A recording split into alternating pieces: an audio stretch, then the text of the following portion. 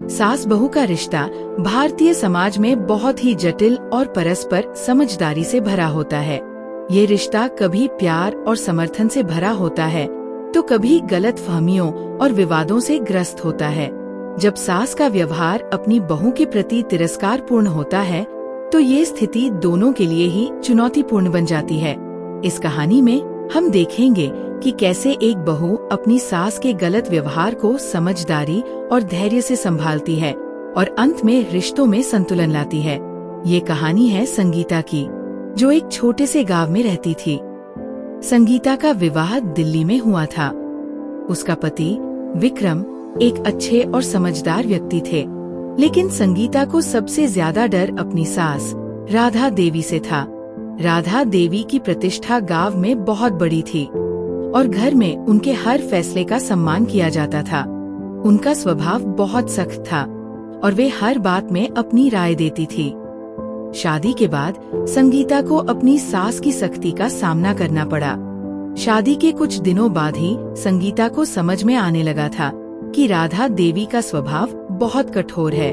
वे घर के हर छोटे से छोटे काम में दखल देती थी और हर काम में अपनी मर्जी चलाने की कोशिश करती थी। संगीता को लगा कि उसकी कोई अहमियत नहीं है। राधा देवी की बातों में हमेशा तिरस्कार होता था और संगीता को ये समझने में समय लगा कि उसकी सास का ऐसा व्यवहार क्यों था।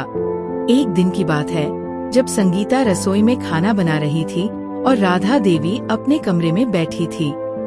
संगीता ने सोचा कि वो अपनी सास के लिए उनकी पसंदीदा डिश बनाएगी ताकि उनका मूड ठीक हो जाए। लेकिन जब राधा देवी रसोई में आई और देखा कि संगीता ने कुछ नया बना दिया है तो वे चुपचाप खड़ी हो गई। संगीता ने डरते हुए पूछा, माँ, आपको कैसा लगा? राधा देवी ने कड़ा जवाब दिया, तुम हमेशा अपनी मर्जी चलाती रहती हो। क्या तुम नहीं जानती कि घर में हर काम एक निश्चित तरीके से होना चाहिए? तुम्हारी ये हरकतें मुझे बिल्कुल पसंद नहीं आती। संगीता को बहुत बुरा लगा, लेकिन उसने सोचा कि शायद राधा देवी को समझाने का तरीका नहीं मिला। उसने धीरे से कहा, माँ, मैं सिर्फ आपके लिए कुछ अच्छा करना चाहती थी। राधा देवी ने उसे बेरुखी से जवाब दिया, तुम्हें ऐसा करने की कोई जरूरत नहीं थी। तुम्हारी नासमझी से मुझे और परेशानी होती है। संगीता का दिल टूट गया, लेकिन उसने फिर भी चुप रहकर काम करना जारी रखा। राधा देवी का ये व्यवहार उसके दिल में बहुत गहरे जख्म छोड़ गया।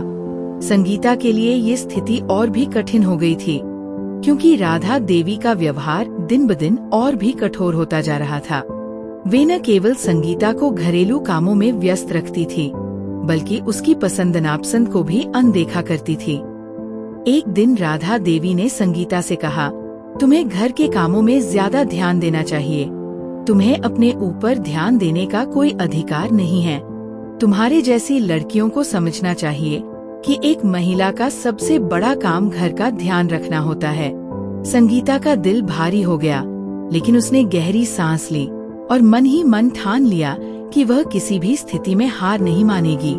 उसने खुद को समझाया कि अगर वो राधा देवी को समझाने की कोशिश करेगी तो शायद उनका दिल बदल सके। कुछ दिन बाद जब विक्रम का जन्मदिन आया तो संगीता ने तय किया कि वह कुछ खास करेगी। वह जानती थी कि राधा देवी के सामने विक्रम के जन्मदिन को बहुत धूमधाम से मनाना उसकी मजबूरी है। उसने पूरा घर सजाया और विक्रम के लिए एक शानदार केक तैयार किया। जब विक्रम और राधा देवी कमरे में आए तो वे देखकर हैरान रह गए। राधा देवी ने थोड़ी देर के लिए संगीता की तरफ देखा, फिर कहा, तुमने ये सब क्यों किया?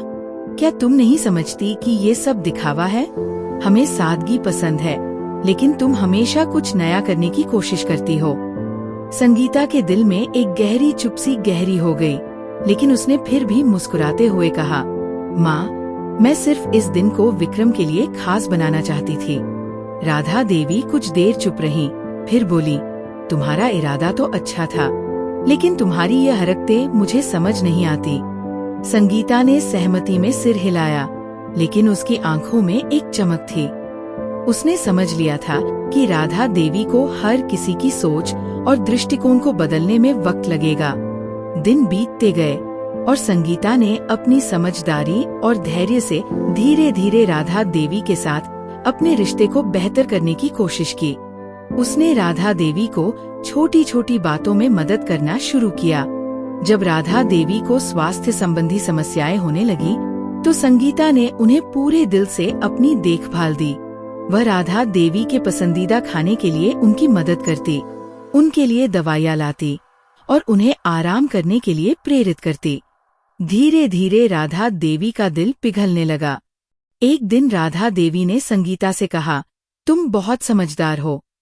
पहले मुझे तुमसे बहुत परेशानी होती थी, लेकिन अब मुझे समझ में आ गया है कि तुम हमेशा हमारे भले के लिए ही कुछ करती हो।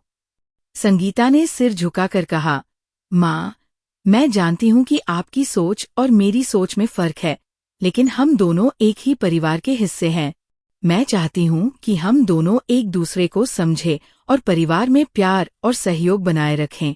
राधा देवी ने मुस्कुराते हुए कहा, तुम सही कहती हो बेटा।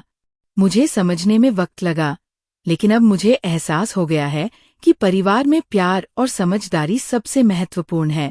कुछ महीनों बाद संगीता और राधा देवी का रिश्ता पूरी तरह से बदल चुका था। राधा देवी ने संगीता की समझदारी और धैर्य को स्वीकार किया और अब वह उसकी रायों का सम्मान करने लगी। दोनों के बीच एक गहरा बंधन बन गया। राधा देवी अब संगीता को अपनी बेटी मानने लगी और संगीता ने राधा देवी को अपनी सास के साथ साथ एक सखा और मार्गदर्शक भी मान लिया।